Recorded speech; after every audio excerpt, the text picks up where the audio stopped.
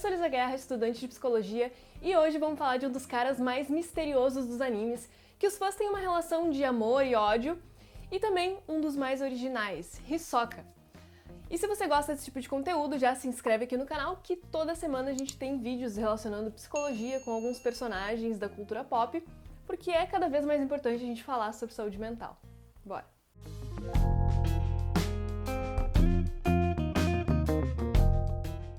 Hisoka é um tanto quanto misterioso, não sabemos o passado dele, ao menos não por fontes oficiais. A única informação que temos é que ele era bastante pobre e mascava chiclete até perder o sabor para tentar tapear sua fome. E é daí que veio também a inspiração para suas técnicas. Saikai.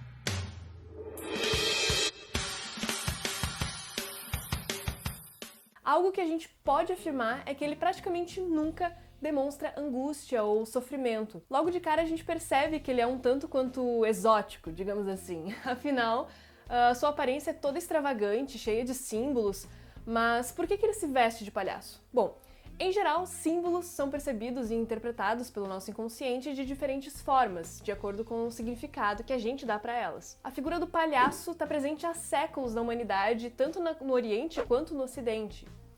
E como uma figura cômica, contestadora e questionadora da ordem. Jung relacionava como uma figura arquétipa do herói trapaceiro, ambíguo e contraditório, que zomba e transgride as normas. E eu acredito que todo esse estereótipo combina perfeitamente com o personagem. Afinal, ele é o mais intrigante e imprevisível de toda a obra. Ele se torna até mesmo difícil da gente ler, porque ele é tão inconstante e o que é mais bacana porque ele também traz instabilidade para a obra. もしかしてはめた？まさか。 Mas apesar do visual gritante, o que mais chama atenção nesse cara é ele sempre estar buscando oponentes mais fortes e mais desafiadores, sentindo até um prazer com isso. E não é no sentido do Goku que estamos falando aqui, é um prazer um pouco diferente. Ele sente um prazer carnal aí nesses atos e a gente vai entender o porquê que isso acontece. あの二人のせいで浴場してきちゃったよ。沈めなきゃ。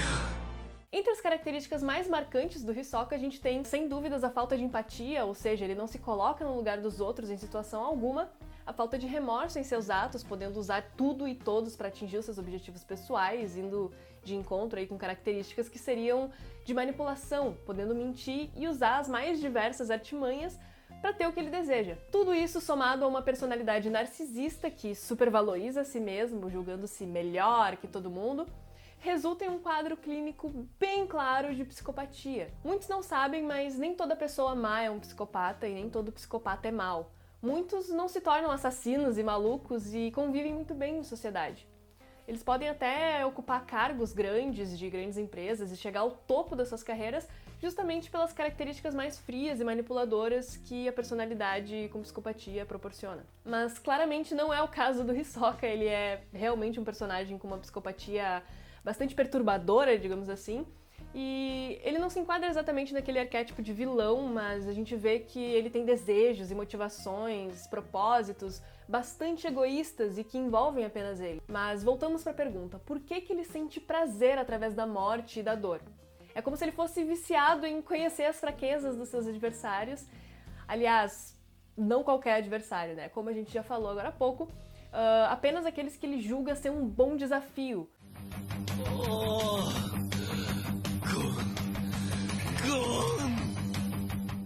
Como no primeiro arco, quando ele conhece o Gon e o Killua, e ele vê que eles têm potencial e ele deixa eles crescerem ali, se tornando mais habilidosos para que depois eles possam se tornar suas presas. Outro exemplo disso é onde a sua psicopatia também fica bem evidente quando ele faz de tudo para armar aí uma situação onde ele possa batalhar com o Chrollo, e quando ele realmente consegue, ele perde completamente o tesão, literalmente falando, pois ele estava enfraquecido e ele mesmo chama de brinquedo quebrado, também mostrando como ele usa das outras pessoas para benefício próprio, né? Sem se importar ou sentir remorso algum por elas.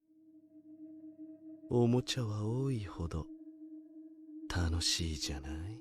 O fato dele se excitar com suas vítimas é muito comum em serial killers da vida real. A gente tem um vídeo de psicologia criminal falando sobre o BTK. que além da excitação, a gente também pode traçar paralelos com o fato do BTK utilizar uma máscara, como se fosse tipo uma marca registrada, digamos assim. E como a gente já falou no início, o personagem é caracterizado como um palhaço, então como se fosse também uma marca dele. Em poucos momentos a gente vê ele fora desse personagem de palhaço e nada que nos dê alguma pista significativa de quem ele realmente é. Mas é inegável que o seu desejo e excitação e objetivos está em sempre descobrir a fraqueza de pessoas com alto potencial para ser seus adversários, como uma forma de poder exercer poder em cima delas. お前を殺すここで Após a sua morte e ressurreição, uma grande mudança de perspectiva e motivação vem no personagem, querendo acabar com todas as aranhas e canalizando a maior parte do seu desejo na morte delas, como se antes o desafio motivasse ele e agora o que realmente o excita é o inesperado. Talvez por essas e tantas outras a gente mantenha uma relação tão ambígua com ele.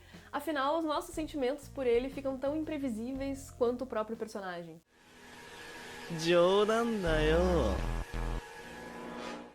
E se você tá comigo até agora, não esquece de deixar o seu like, porque ajuda muito o canal a crescer e a divulgar saúde mental para mais pessoas. Se inscreve aqui no canal para ficar por dentro dos vídeos. E é isso aí, muito obrigada pela atenção de sempre. Tchau!